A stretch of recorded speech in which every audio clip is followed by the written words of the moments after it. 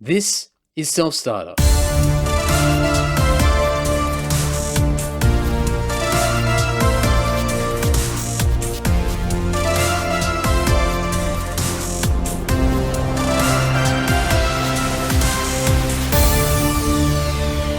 Welcome to Self-Starter, Season 2. This is a podcast that highlights the small business owners, the self-employed and freelancers who have taken the plunge to create their own desirable lifestyle. My name is Andy Dowling. I am also the host of the Andy Social Podcast and play bass in the Australian metal band Lord. You can follow me on Twitter, Instagram, and Facebook by searching @Andy Dowling, or you can go to selfstarter.com.au where you can learn more about yours truly, as well as anything and everything to do with the self-employment world. This episode is with Mathew Heywood of Buying Property Victoria. Buying a home, especially your first one, can be a real daunting task. In fact, most advice we receive often comes from friends and family who only have their own experiences to draw on, which are often laced with anxiety and negativity. This can create a real daunting prospect for anyone who wants to take that first step towards owning their own property. And it could result in never getting started. Enter Mathew Heywood. Mathew's been cutting his teeth in the real estate game for the past several years, starting off as a junk mail dropper of all things, and gradually working his way up to helping an increasing number of people purchase their own home. Matt has a real drive for helping others and a focus on self-improvement. This has led to him making the decision to create a side hustle where he could use his growing skill set and expertise to serve and help those who are looking for accessible and easily digestible information when it comes to buying property in Victoria. Matt has been slowly building his business on the side and creating a wealth of content to set himself up for longer-term success. This is not a business that has been created for immediate short-term gain. Rather, Matt's in it for the long term, to build trust, loyalty, and ultimately leverage to expand and grow into a profit-generating business in the years to come. Matt is all about giving and has made the decision to ensure that value is given first before any plans of monetization are considered. Matt wants to build trust and a reputation as a go-to person when it comes to purchasing property. Just like property investment, Matt is investing in his business, being patient and playing the long game. While it's still early days, Matt's enthusiasm already has him setting his sights for future expansion of his business. In the years to come, Matt is hoping to expand into other states and territories to service and provide support for people all across the country. And if you're not from Australia, every part of our country has their own laws, policies, and incentives for potential buyers.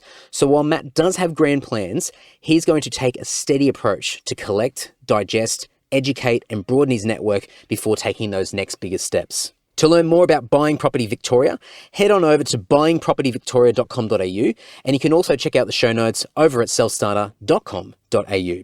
For now though, please enjoy this great chat with Mathew Heywood of Buying Property Victoria.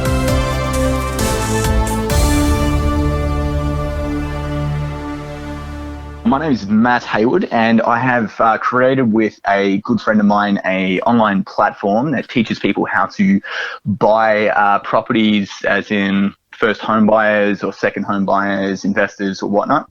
So the company we've called Buying Property Victoria. We've initially started here in Victoria where we're based, and we're looking to ideally scale nationally and be able to service people all over the country. So a little history about myself. I have been in the property industry for the last 5 or so years now. I started at the bottom as a junk mail dropper for a good real estate agent in the area, and I sort of worked my way up to being a business partner in a brick and mortar estate agency in the western suburbs of Melbourne.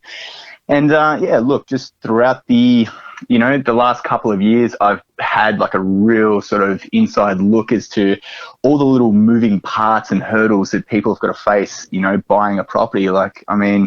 There's so many people to interact with. There's so many people to put your trust in. And it's like, who do you believe? What do you do?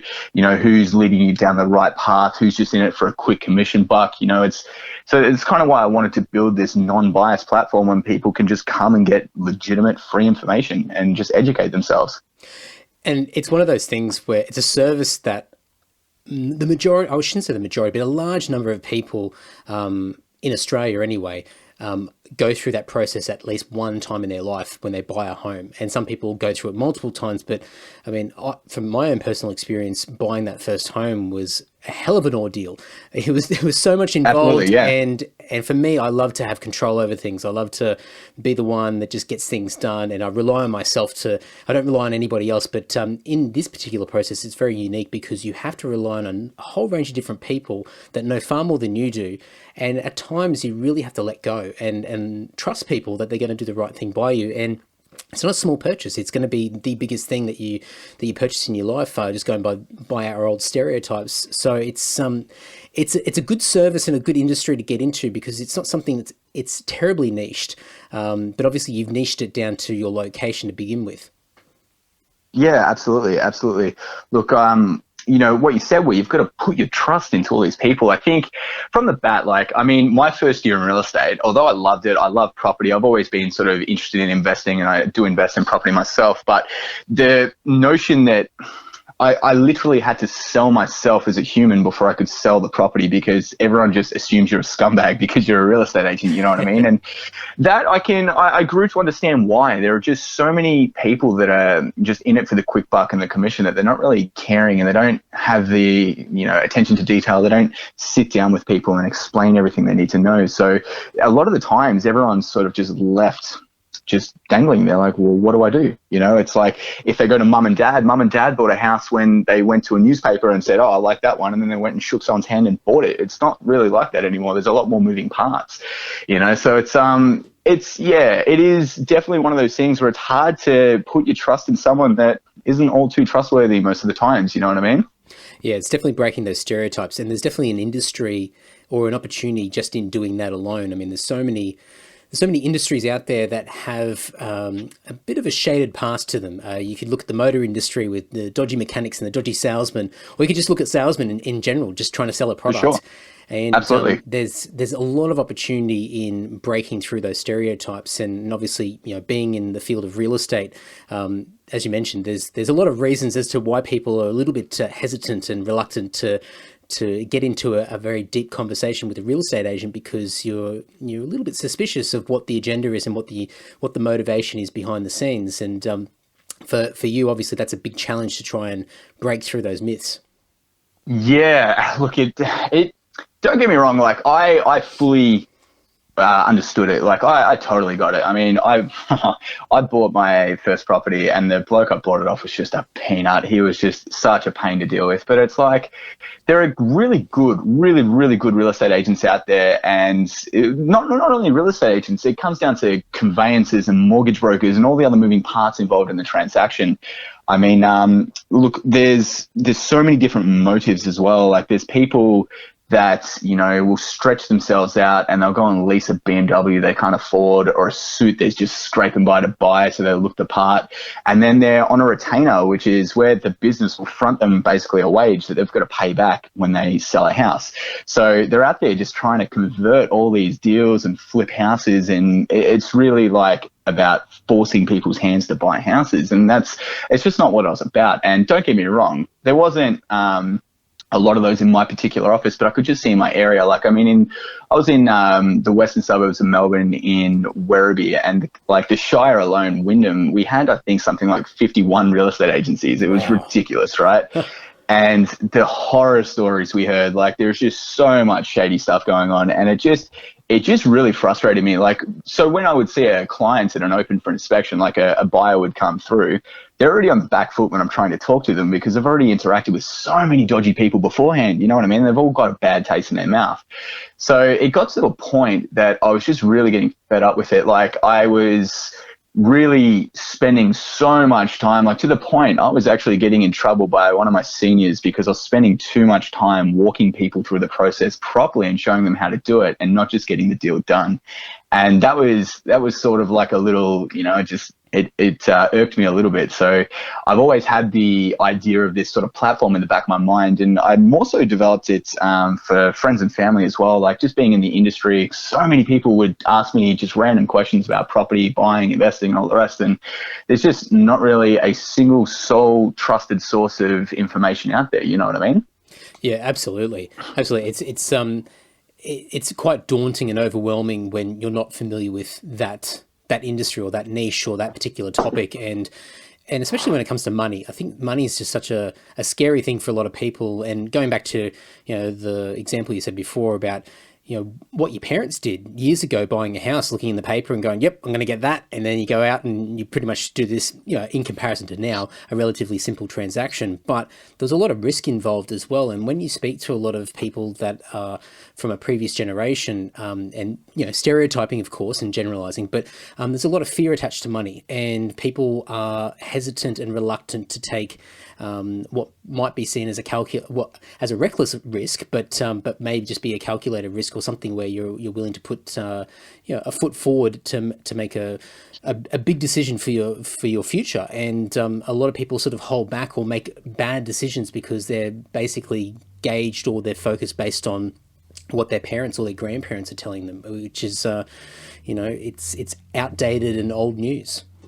Absolutely, absolutely. Look, and I mean, the family home, it's your foundation. It's the first asset, and quite often the only and largest asset most people ever buy. So there is a lot of pressure on the individual when they're coming to purchase it. So, to not have that understanding of what they're doing, and it's a lot of money to be freaking out with, you know what I mean? It's so, look, I've seen kids as young as 21, 22, like a young couple that are that old coming through spending 600-700 grand, you know what I mean? And it's like, they don't really grasp the understanding of it. And if they get stuck in a dodgy deal, or if something just goes awry, like let's say they can't get finance, they're stuck with the property, the home goes unconditional, they've put their $60,000 hard savings down, and then they lose it. You know what I mean? And then it's back to square one. They've got no savings, and the agent's splitting the 60 grand with the owner, and they're reselling it again. And that, look, I have seen that happen in the area. Like, I've heard, like I said, horror stories of kids losing bulk money. And it just comes down to misinformation and, just people, I guess, not willing to spend the time to do it right. You know what I mean? To, like, actually understand, or there was a big issue I found with, say, mortgage brokers not talking to real estate agents, or conveyancers not talking to mortgage brokers, and just the inner workings of it. There was just such a lack of communication between particular, individuals. Don't get me wrong, like, there are some, like I keep reiterating, there's some great real estate agents, great mortgage brokers, and great conveyancers out there, but it gets really tricky trying to get all these moving parts working in unison to get the deal done at times. And I mean, like I said, the cost can be astronomical. I mean, to cost, technically just a young person $60,000, that's a big deal. So I really had this, this desire to put this project together and just help as many people as we could.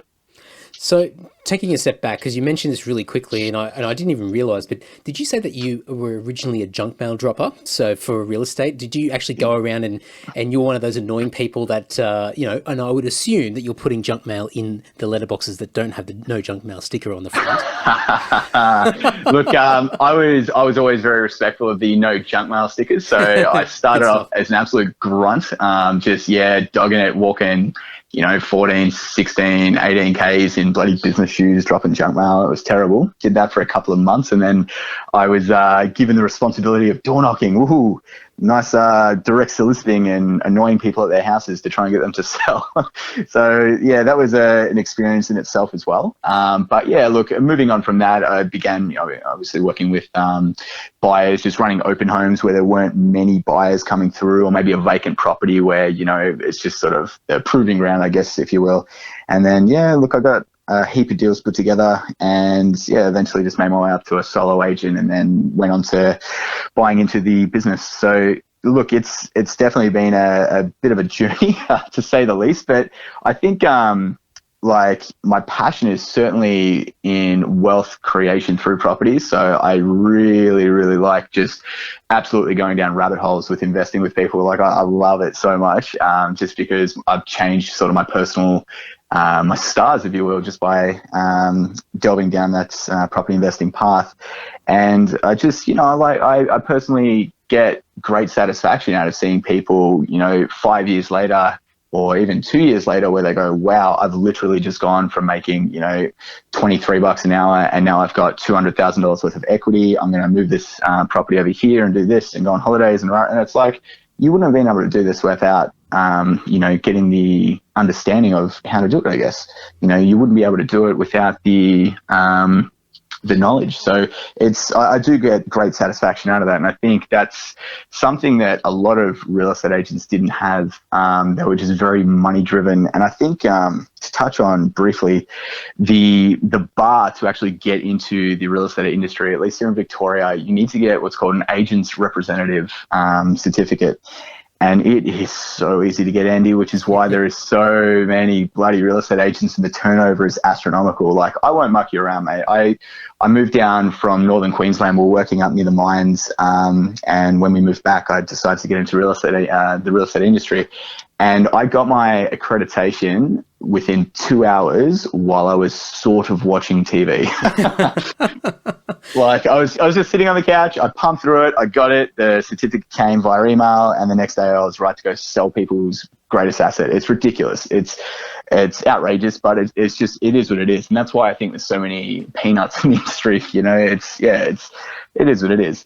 But I mean, part of that is being able to have the awareness of identifying the weak points, you know, the areas of opportunity there where you can actually have that point of difference and have that impact where you can see where, you know, the mistakes are, where all those weak areas are. But going back to, I mean, you know, obviously this path that you've had just with the decision of getting into the real estate industry itself. I mean, you mentioned this a couple of times sort of previously, but you've sort of had this plan in the back of your mind that you're sort of going in this direction. You've almost had this focus. I mean, was there a point in time when you started really sort of getting into the industry and working your way up that you had this moment where you thought, I need to make a decision now. I need to make that change. I need to sort of branch out and get out of what I'm currently doing and really go out on my own and create my own thing? Yeah, it was kind of, it was just one of those, I guess, pipe dreams. I mean, it came up really, like, for buying property in Victoria, the idea, I hatched it probably, what are we now? It's just going into, at the time we're recording this, it's the end of March. So it's probably about 14 months old. I hatched it at the start of last year. And all throughout last year, I was just working my ass off. I was working so many hours. I was away from my family. I didn't spend any time with my mates, and I was starting to burn out. And I really started to resent my job, not actually, you know, real estate as such. Like, I still, like, to this day, if people ring me at 10 o'clock at night to ask for help, I'll still give it to them. Like, and I still do enjoy doing that. But just the hours, I was absolutely burning out. And I think I used it as a bit of a contingency plan. So it's still in its infancy at the moment. It's really, it is, you know, it's a bit of a side hustle, more or less. And the initial idea was just to monetize it to the max. But then I thought, no, what's the point? You know, I'm a huge fan of Gary Vaynerchuk. Now, Gary V has always said, you know, you've just got to give all the value. Like, in a deal, you've got to give 51% of the value every time. And I wanted to make the process of using this website as frictionless as possible. So you can literally go on there. You don't need to give any information, no details, no Facebook sign-in, no nothing. You just watch and consume. Then there is a prompt in one of the videos to say, if you've made it this far, you need a mortgage broker to get your finance sorted. And what I've done is I've hit the road throughout Victoria, and I've created a network of people like brokers, conveyancers, and affiliated services that I personally trust have gotten to know quite in depth, just to sort of gauge where they're at and if they're going to be a fit for the company. And then what happens is, once the deal is done, we would get a small referral from those affiliated industries, which the consumer doesn't even pay for out of their own pocket. It comes from the kickback the bank would give the mortgage broker in that instance, or that sort of thing. So although, yeah, like, a consumer will pay for a conveyancer, the conveyancer, might return, say, $50 or something like that, and that would go into our advertising plot to obviously branch out and help more people and that sort of thing. But yeah, look, at this stage, that's pretty much how it's monetized, but I'm really just focused on keeping it as frictionless as possible. You don't need to use our mortgage brokers. You are more than welcome to go and use your own, and there's no sort of roadblock if you don't use our mortgage broker. You know what I mean? I just wanted there just needs to be an absolute stock standard procedure out there for people to access, and there just wasn't one. You know what I mean? Well, I think from a trust point of view, and you're certainly in that situation now, in that sort of period where you're, as you said before, this is a side hustle still. You're still building this thing up and getting your branding out there, your reputation.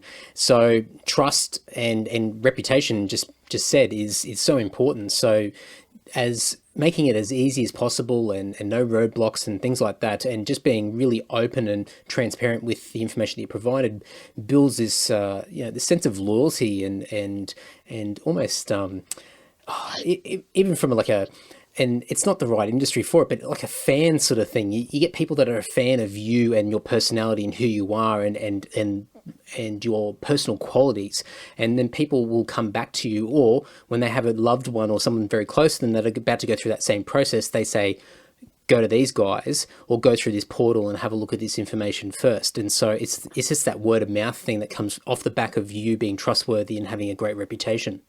For sure. And I mean, we're already starting to see the beginnings of that. I mean, we've had a couple of clients go through the process very early on. We had a couple go through at the end of last year that are already referring friends and family through currently. So we're already starting to get that sort of second generation or the second wave of referrals through the portal. So we're quite pleased with that, to be honest. So like you said, it's all just about trust. And I think just to have that based, non-biased platform, like I said, everyone can use every piece of content on this website for free. There's no, upfront, you've got to pay a subscription to use it, or you've got to use our mortgage broker or pay us $500 to continue, or there's none of that. It's just jump on. If you like it, keep going. If not, don't worry about it. We're also, I don't know, I'm toying with the idea, maybe we should have there's buy the developers a coffee button, like donate $5 with PayPal. I don't know, I'm just so not phased with money with this business for some reason. It's just such a passion project, you know what I mean? And I think people are really seeing that. So that it's not that sleazy salesman trying to get the deal done to get the money. It's just someone offering valued content that's, genuinely helping people. Well, I think this is a really important point because the good thing about this podcast is that it touches on a whole bunch of different scenarios and case studies of people in different phases of their self-employment journey or creating their own business, or even just different types of industries and different financial situations that people are in. And I'll make a big assumption here, and you can correct me if I'm wrong, but you making mention of having a keen investment in property investment and making that conscious decision to step into the real estate world and sort of work your way up. You've been planning this a while, and I would assume that you're making some pretty smart and calculated financial decisions along the way. So, as you mentioned before, this is in this period of a side hustle at the moment for you, where money's not the big thing for you, but obviously you've got to build it along the way. But how have you prepared for this step where you're in this position now, and what does it take for you to then get into that next phase where you let go of everything else and move into this maybe as a full-time thing? Or are you happy in it as it is now, as a passion project and a bit of a side hustle, and as long as it keeps doing what it's doing now, then you're more than satisfied? Look, you've nailed it. Through keen property investing, it's something that I don't really worry about as far as, financial security in the future. I can see I'm going to be okay. So I'm not really clutching at this business and praying it's going to work. You know what I mean? I'm just happy for it to putt along doing its thing and us to keep putting out content as we are. But that being said, obviously being very business minded, I've run the numbers in this project, and it can certainly be quite lucrative if it's, scaled to, somewhat of either a mainstream at a state level or just, a broad spectrum over a national level. So if that were the case, I mean, if I could, generate a steady income for myself, my business partner, and the company, I'd be stoked. I really would be stoked. But it's not really my key priority as far as income. I think at this stage, I just like the idea of having the company. Like my main financial interest is in investing personally, as into property developments and that sort of thing. So I think if it's just like my baby. I'm just sort of growing it, as a passion thing at the moment. And if it happens to return financially, that's amazing. If not, I'm not terribly phased. I'm just sort of stoked. Like, I mean, we're getting emails from people that are just thanking us from the bottom of their hearts for all the information. And we're getting people sending us photos of them in front of their sold stickers and stuff. And it just warms my heart. It's one of those things that I just really, I love waking up in the morning and there's a little inbox either on Reddit or an email or something. And it's just some form of communication from someone that's gone through their platform. And I'm wrapped with it. So, like I said, at this stage, if it just keeps doing its thing and it pays for its own advertising, I mean, that's the main thing. Like, obviously, we wanted to generate a little bit of revenue so we can keep the snowball of exposure sort of rolling to sort of get more people interested and more people aware of the product we've got. But yeah, look, if it does start generating large sums of money, I'm not going to complain either. Oh, absolutely. And I mean, it's really interesting, the sort of the link that you put between sort of property investment and this business, because your business is an investment. And I think every business that is created is an investment in some sort. For sure. But for you and for a lot of people that sort of step into that world of property investment, unless you're in that sort of rapid high risk game of flipping houses, and which definitely can be done, but there is an element of risk attached to that. But for most people, you buy and you sit on it, and it's a long game. And I think obviously you've taken that approach with your business, where you've already developed a level of patience, and from a that psychology perspective, where you understand that you can't just expect things to happen very quickly, and you've just got to patiently chip away and just watch things grow and really play that long game. You've nailed it, mate. You've absolutely nailed it. It's one of those things that I've got personal goals for the business as far as, content distribution. Like, I want certain videos. So at the moment, we've got mainly just content available for first home buyers, but I really want to start delving into investing and that sort of thing. So I've got goals as far as, actually generating the content to get out there to the masses. But as far as like financial return and stuff, at this stage, I'm not really that fast. I'm in it for such a long game. You know what I mean? It's one of those things. I think I'm in a fortunate position that I don't need to sit here, like I said, clutching at straws, praying the ship sails. It's not really, that's not really at forefront of mind at this point in time. There must be other people out there that are doing something similar to you. There must be, we're living in this content age where there's so much stuff out there. So if you type into YouTube or go into Google and you start typing, how to buy a property, and depending on where you're located, there'll be a bunch of different things out there, blog articles, news articles, etc., and lots of different opinions. I've had a quick look at your stuff, and I was actually quite impressed, because I didn't realize you had a bunch of videos up online as well. And I was watching a few of them before we chatted, and I'm like, oh, this is really cool, because that's something that I'm looking to do in the near future, and that's for another chat. But what's your point of difference? Like, when you're looking at it and you're getting sized up against other people that are out there giving advice, what do you think is going to be your big point of difference that gets people sort of leaning in your direction? Look, I think, like I said, our main point of difference, there are other videos out there, and I've sussed them out as well. Predominantly, they are from people in the industry. So straight away, the fact that I've removed myself from being directly involved in the industry, I'm no longer a practicing real estate agent. I'm not a mortgage broker, and I'm not a conveyancer. I don't have a financial interest at stake directly, I guess, with the consumer viewing the content. And I think a lot of the content out there comes across very pitchy, very right hookish, very, at the end of the video, they're like, call me, I'll be able to help you out, or come into my office, we'll sit down and have a chat. And they're trying to close a deal at the end of these little tutorial videos. And then on the flip side, you've got like seminars of questionable people that will, rent out a hall for the day and capture everyone's information and try and sell them thousands of dollars worth of, property investing strategies and all that crap. So I just want people to have that, clean slate, just a transparent, decent information that they can, I'm not giving, when you say advice, I'm not telling people to go buy here. This is a good buy, this is going to make you lots of money. What I'm teaching people is, here is what makes a good buy. If you buy a property with these qualities in a location that has these things,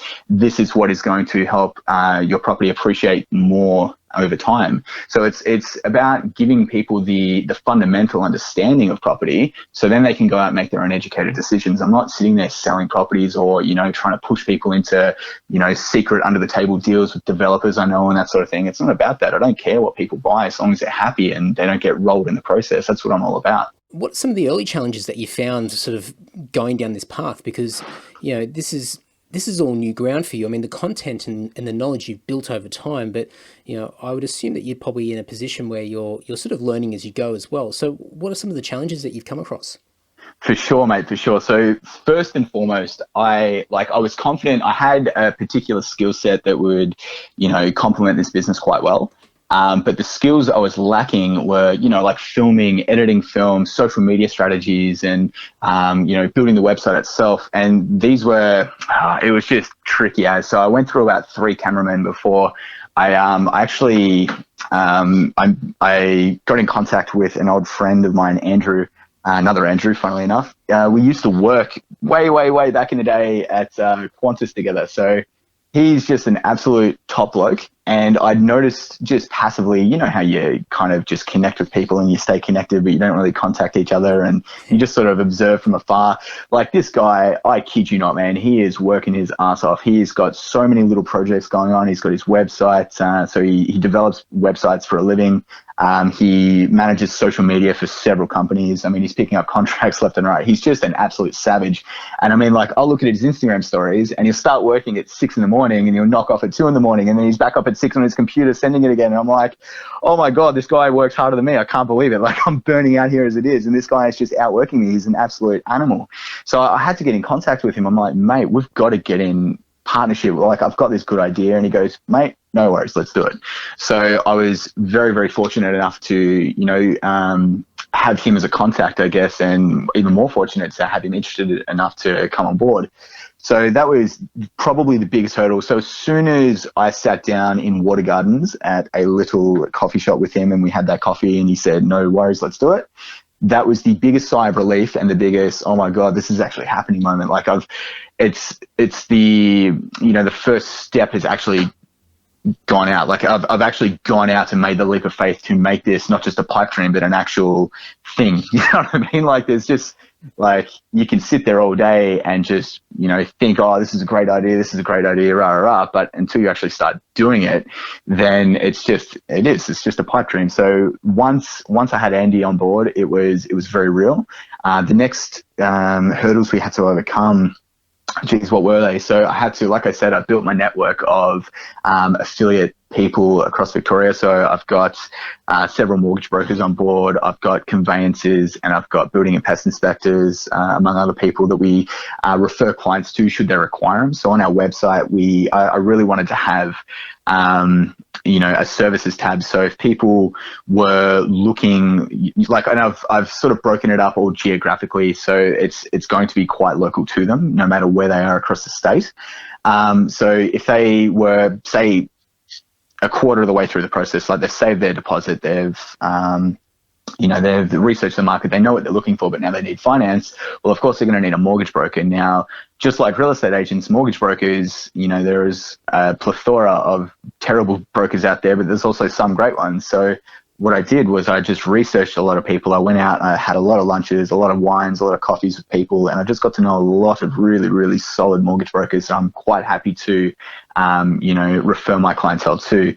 So that was a big job, driving all the way across Victoria, just to all little nooks and crannies, finding just good, solid individuals that are going to be able to competently work with these clientele, and to be also personally trusted by myself. And that was a big one. I've had, I reckon I probably had 40 meetings with brokers in particular, and there was just so many people. Within 5 minutes, I'm like, nah, you are so not a right fit, but I've still got to sit here politely for 15 minutes and shake your hand. You know what I mean? It was a real big thing for me that I really wanted. If I couldn't refer my own mum or my sister or, my cousin, if I couldn't refer family to them, I did want to do business with them. You know what I mean? And it was you really get that sketchy vibe straight away. And some people are like, oh yeah, look, what you're asking for is very, very, it's very small amount for a kickback. And I'm like, yeah, I'm not fussed by the kickback. They're like, oh, look, if you pick me, I'll give you double or whatever. And I'm like, no, I'm not, that's not what I'm about. That's not what's driving me. I want you to be competent and I want you to be professional. I want you to be good at your job. You know what I mean? So you get a lot of people that are just really wanting quick turnover clients, and that's not what I'm about. So at the end of the day, like if I refer them a client, they do a good job by that client, the client's going to directly refer to them. They're not necessarily going to come through my business again. And that's no big deal to me, but it's building everyone's network simultaneously. And I mean, I want people that are going to be able to competently do that. Those are the challenges we had. Have you had to go through a lot of sort of personal challenges for yourself to sort of, I mean, even very simple things, but like getting in front of the camera and putting yourself on video, putting your face out there, or, having these meetings with people and meeting up with so many different people, strangers, and just trying to negotiate potential opportunities, or as you said, like within the first few minutes, realizing that this person's not going to be a fit, and having to go through that process of just keeping, making sure that you leave on the best note possible, even though you're not going to pursue it any further. Did you have a lot of moments along the way where you sort of really had to dig deep and go, I've got to do this, and this is not something that's terribly comfortable for me? Look, I think I'm very, very fortunate with, with the last 5 years in my real estate career. It was like my first week in real estate, probably my first month, where I had to start door knocking and just interrupt people's days and just piss them off. That was so scary to me. Like just getting some big burly bloke in his jocks and his bloody tank top going, what do you want? You know what I mean? Like that's very confronting. So, I mean, I think I've been desensitized to confrontation and, that sort of public speaking thing through my career. So I'm quite fortunate with that. I think the only thing I struggled with, just because I hadn't really done much of it, was time in front of camera. I mean, when me and Andy filmed, the amount of editing we had to do, oh my God, there was just so many stuff ups. It was crazy. But look, I mean, towards the end of it, like, I think we did filming over 2 days. The second day was so easy. But actually, a personal one I did a Facebook Live video the other day. I just want to have a crack at it. And I had a lot of people sort of directly messaging me from my friends list on Facebook, like, how do I invest in property, rah, rah, rah. So I made a Facebook Live video about it, and I was shitting myself, man. I was absolutely cacking myself, because it's like, I can't edit this. I mean, if I sound like a goose, it's all live. So, but no, that was pretty good, because, I mean, with the Facebook Live, I mean, I know personally every single person that's watching it, so it's not that big of a deal. I mean, the Facebook Live thing's really interesting, because that's something that personally for me, it's just come up on my radar so much, and I see a lot of other people doing it and having a lot of success with it, and I've seen a lot of train wrecks as well. And and I look at it and I go, there is a lot of opportunity there, but there is that real fear of, it's not only video, but there's no opportunity to sit back and edit and work out what to keep and what to leave on the floor. And when you're in front of people, and even though it might be friends and family and people that you've connected with prior, it's still quite a daunting thing, because once again, this is a reputation thing, and you're carving out something that is being added to your repertoire, your resume already of what you've already created as part of your identity. So this is just another little thing to add to the notch on your belt. And so, I mean, maybe even the way that I'm explaining, I'm putting too much pressure on the concept itself, but it is, I think a lot of people are very, very fearful of putting themselves out there like that, and they're worried about what they're going to get back. But I mean, just hearing you talk about it, and obviously going through a similar feeling before you did it, but coming out of that, obviously it was quite a valuable experience for you. Yeah, absolutely. I think for any small business owners that are listening, so long as you are honest and your intent is pure and genuine, and you have no underlying sales pitch you're trying to get across, no hidden motive, your video is going to be fine. You're going to sound genuine. You're going to be honest. What have you got to fear? You know what I mean? Like, yeah, you might slip up and say something silly. Who cares? You're human. You know what I mean? Like, I say silly stuff all the time, but it's just being normal. You know what I mean? You're 14 months in, approximately. Still early days, but got a long way to go, and obviously grand plans, and you're playing the long game. But what's the next? I don't know. What's the next 12 months look like for you, as far as this thing that you've created? Is there anything in the pipeline that you can sort of touch on and give a bit of a hint toward, or is it sort of just chipping away with just getting better at what you're already doing? Well, we've got quite a few things lined up. I mean, like I said, we've got content out there for first home buyers. I want to branch out and start doing some investment property content. I mean, we've also done a few interviews with investors because I want people to, be able to identify with people that have, built wealth for themselves through property. It's easy to see some old guy in a suit driving a Bentley going, that guy was just born into money or whatever. But, I know people personally that have gone from living in commission homes in Spotswood to living on the waterfront in Geelong, driving Lamborghinis and Ferraris. And it's just come down to their personal journey. And I think we're documenting a few people's sort of stories at this time just to sort of help people. Sort of like motivation videos, if you ever go into like bodybuilding.com and you get like success stories and that sort of thing. I want people to be able to identify or relate to people and go, oh, this is actually a real thing. It's not just a pipe dream. So we're doing a lot of content. I say a lot, but a little bit of content around that at the moment. And I'd also like to start branching out into states. So I'm going to be doing a couple trips around different states throughout the year, just tweaking our content. I mean, for example, like the contract signing video we've got at the moment is very tailored to Victoria. I mean, there's different, say, like there's small changes between each state, like with cooling off periods and that sort of thing that we've obviously got to tweak. But that being said, most of the content is universal. The big challenge we're going to have, though, is hitting the road in every single state, meeting every single mortgage broker I can and every conveyancer and just doing that all over again across Australia. That is going to be tons of fun. But yeah, I am looking forward to it. It's just a matter of when. I think I'm sort of playing it very contained at the moment within Victoria. I just want to see how it fares for now. So we're going to be getting out, like I said, the investor content soon, and just playing it out. We're going to be starting running some ads and seeing how much, traction it can generate. And then look, if we're happy with how it performs here, absolutely looking to move into state as quick as we can. It's exciting, man. I know that you're an ideas person and I am too. And as you're talking, I'm like going, oh yeah, you could do that. You could do this. Yeah. So we'll have to keep chatting. But so if anybody's in Victoria and, they want a little bit of advice, they're curious, they want to look into it, where should people go? All right. So you can jump on to www.buyingpropertyvictoria.com.au. Check it out. It is completely free. Like I've said, no accounts, no hassle required. Just kick back and relax and watch it at your own pace. Love it. And I'll put some links in the show notes as well. I believe, I was checking out some of those YouTube videos. There's the YouTube channel and you got your Facebook page as well. So I'll put everything in Instagram as well. You're on Instagram. So I'll dump all that in the show notes as well over at selfstarter.com.au, plug. And Matt, thank you so much. No, amazing, Andy. Thank you so much for having me on.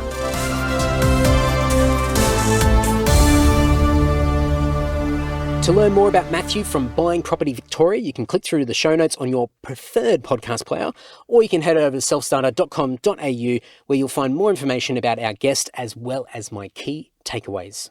Number 1, the junk mail drop. Being able to get outside and get some exercise done is always a real positive. However, doing the dreaded junk mail drop also helped Matt see the real estate game from the ground up. It's like the mailroom equivalent of starting off in your corporate career. Matt progressed from junk mail to door knocking, equally as painful, and was able to use these unglamorous experiences to get a better understanding of customers, their behaviours and preferences, as well as the wider real estate field. Number 2, identifying pain points and problems. Almost all of us have had to deal with real estate in one way or another in our lives. Whether it be buying property, leasing or selling, everyone seems to have a story, and in a lot of cases, they're not good ones. There are so many common pain points when it comes to property that Matt was able to spend time identifying a lot of them, especially when it came to purchasing, so that he was able to focus on delivering solutions to common problems. For this field in particular, pain points are low-hanging fruit. However, with a little bit of brainstorming, every industry, product and service has a level of dissatisfaction and pain that you can focus on. If you can make people's lives easier, then you're on your way. Number 3, trust is important. Trust can be a really hard thing when it comes to high-cost purchases. Money is still a taboo subject in a lot of families, especially older generations, and to be able to trust people with often the biggest purchase of their life is quite stressful. Matt's trying to break a lot of these stereotypes around real estate and the buying process by playing the long game to build real trust and loyalty. Matt's doing this by providing continuous free content, giving you transparency and no commitments or catches to use any of his services. He wants to have a reputation of trust, and his focus is to give, and give more with nothing in return. Matt knows that through trust building, he will be able to build and grow in the long term. Number 4, go live. Matt spoke about testing out Facebook Live for the first time with his inner circle of friends and family to talk about his business and also field questions. A lot of social media apps these days come with a live video function, and this can be a great way of engaging with your customers to field questions, talk about deals and new products, or even speak about a general topic that could inform and help other people. It's definitely a daunting thing to be in front of a camera in a real-time environment. However, it can be highly effective when building trust and loyalty with your audience. We're done. To learn more about this episode and previous ones, go over to selfstarter.com.au. If you want to have a squiz at my other podcast, the Andy Social Podcast, or my band Lord, or anything else that's happening in my world, head over to andydowling.net. Really looking forward to having you back for the next episode of Self-Starter.